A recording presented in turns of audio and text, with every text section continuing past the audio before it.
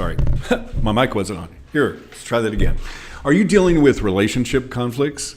Jesus provides a process that really works when you've been done wrong.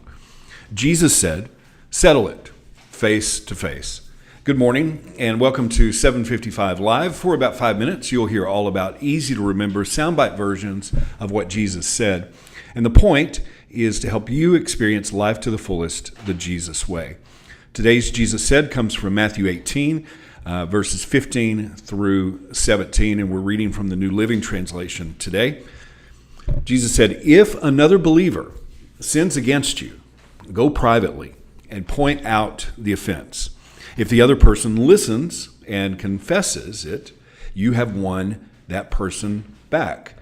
But if you are unsuccessful, take one or two others with you and go back again, so that everything you say may be confirmed by 2 or 3 witnesses. If the person still refuses to listen, take your case to the church.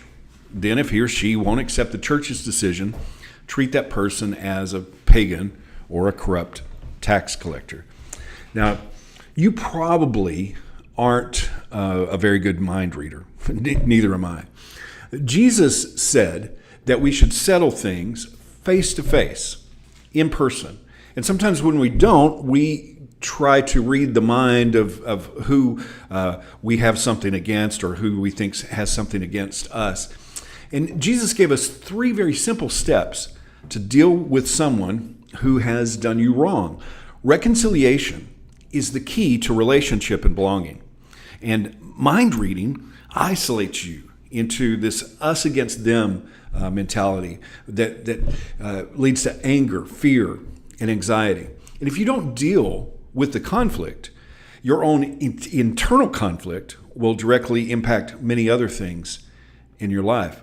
So Jesus gave us these 3 steps. You know, using an analogy here, if you want grandma's apple pie, you have to follow her recipe.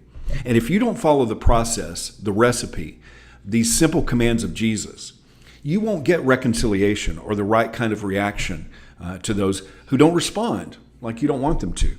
Mind reading and judging others and bickering and complaining will get you division, judgment, whispers, and gossip. Or in a modern term, social media, maybe, right?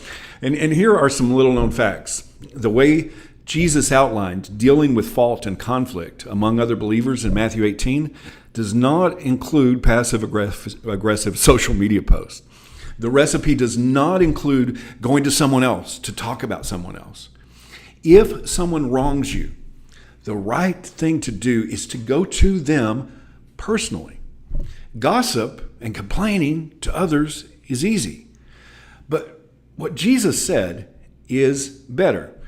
And notice you can't follow this whole process unless you are already a part of a body of believers, the church. You see, this recipe won't work if you aren't committed to long-term relationship. Now, in our society, relationships are disposal. We can unfollow, unfriend. We can pick another church. Everything's disposable. But if you don't deal with the real conflict, you just take all that internal conflict with you, and the cycle just repeats itself.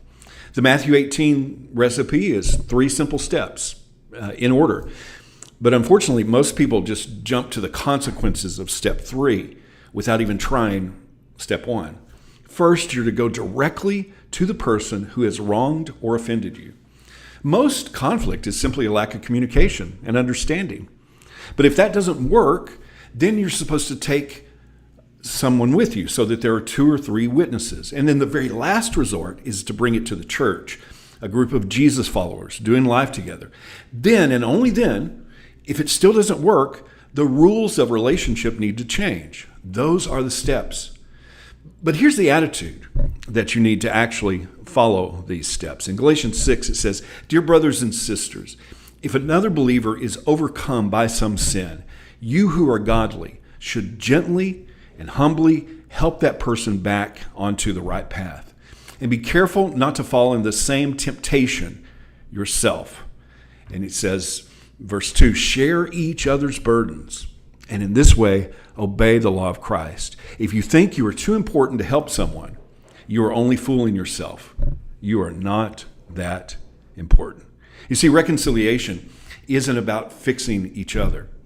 It's about helping to carry each other's burdens. And Jesus gives us an incredible way to do that in Matthew 18. Settle it face to face. That's what Jesus said. How can you put that into action today? Thank you so much for listening. If this is meaningful to you, it really does mean a lot when you like it, when you share it, when you comment. I really appreciate you. I hope that you have an amazing day. And I hope this time together has helped you live life to the fullest, the Jesus way. And remember, follow Jesus today. Love first.